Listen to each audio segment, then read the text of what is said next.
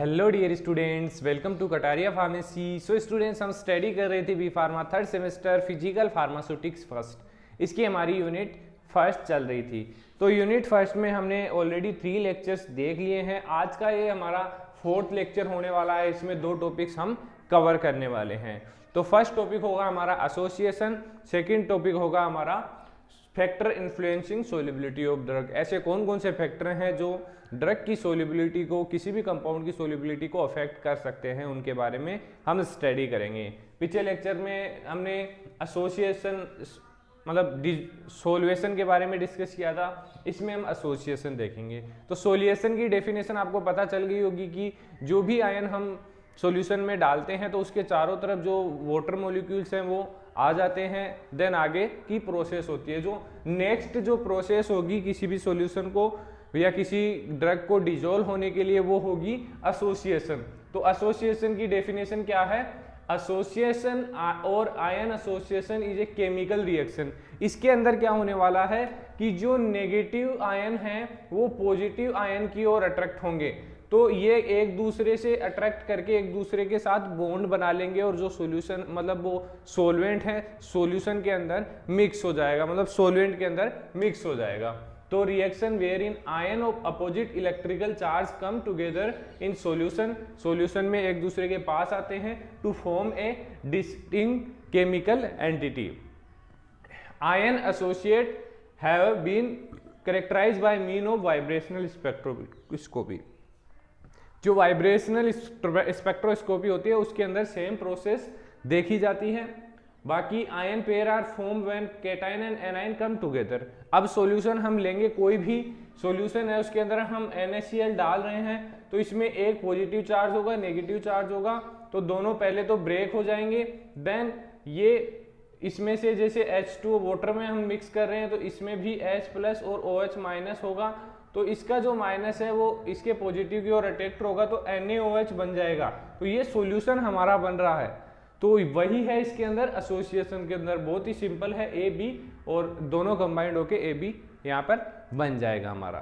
अब बात कर लेते हैं factor influencing solubility of drug. सबसे पहला फैक्टर है टेम्परेचर। टेम्परेचर कैसे अफेक्ट कर सकता है?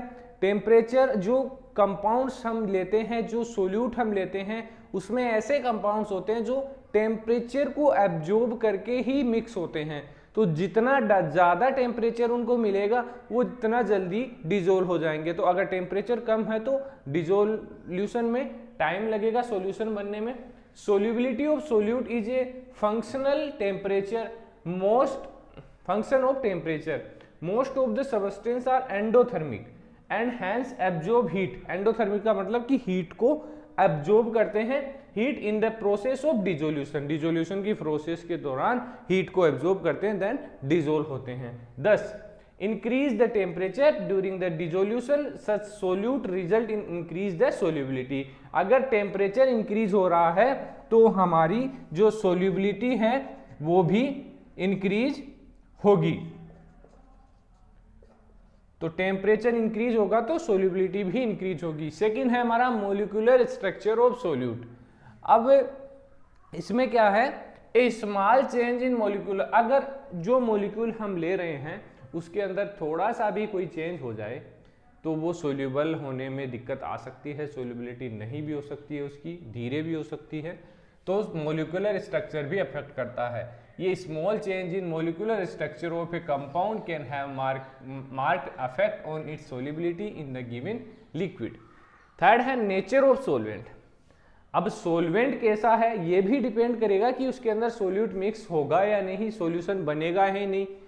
As discuss about the nature of solvent is very important. Important इसलिए है क्योंकि फिक्स है कि जो हमारा NaCl है वो कौन कौन से सॉल्वेंट्स में डिजोल्व होगा। अगर उसके अलावा कोई सॉल्वेंट्स हम ले रहे हैं तो उसके अंदर डिजोल्व नहीं होगा। The statement says that like dissolve like mean, मतलब कि जैसे अगर पोलर सॉल्वेंट है तो वो पोलर सोल्यूट है तो पोलर जो सॉल्वेंट है उसके अंदर ही मिक्स होगा।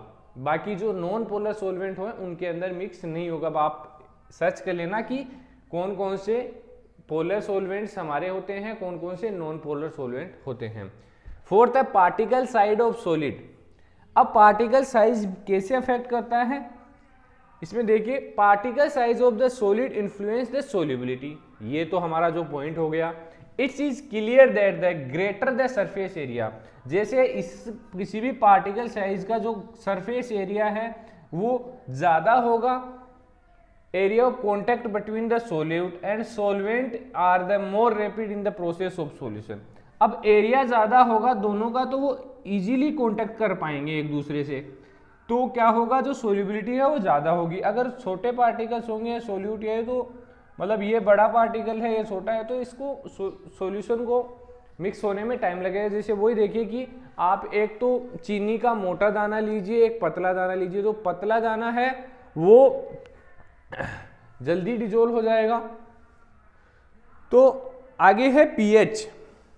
पीएच में क्या है, pH of the system become a very important, sorry जो पीएच सिस्टम है बहुत ही इंपॉर्टेंट होता है। पीएच मेंटेन होनी चाहिए सॉल्यूशन के अंदर। पीएच अफेक्ट करती है सोल्यूबिलिटी को, criteria influencing the solubility of the drug since majority of the drug are either weak acid और, अब जो ड्रग्स होती हैं जो हमारा सोल्यूट होगा वो डिफरेंट एसिडिटी का हो सकता है। तो डिफरेंट जो ड्रग होती है हमारी, कुछ ड्रग्स एसिडिक होती हैं कुछ बेसिक होती हैं, तो उनका क्या होगा सोल्यूबिलिटी ऑफ वीक एसिड। जो पीएच है सोल्यूबिलिटी कब बढ़ेगी, जब पीएच बढ़ेगी। पीएच बढ़ेगी तो जो एसिडिक ड्रग हैं वो इजीली डिजोल्व होगी, और वीक बेस पीएच कम होगी तो वीक बेस की जो एसिडिटी है वो बढ़ेगी, मतलब वीक बेस से वो इजीली डिजोल्व होंगे। तो इसका एक कॉन्सेप्ट है। तो ये कुल 5 टॉपिक्स हमने स्टडी किए हैं यहाँ पे। आई होप ये आपको क्लियर हो चुके हैं। वीडियो अच्छी लगी तो वीडियो को लाइक ज़रूर करें, अपने दोस्तों को भी शेयर करें, और टेलीग्राम ग्रुप आपने ज्वाइन नहीं किया तो ज्वाइन कर लीजिए, वहाँ आपको नोट्स भी अवेलेबल हो जाएंगे। तो बने रहिए हमारे साथ, मिलते हैं नेक्स्ट वीडियो में। Thank you.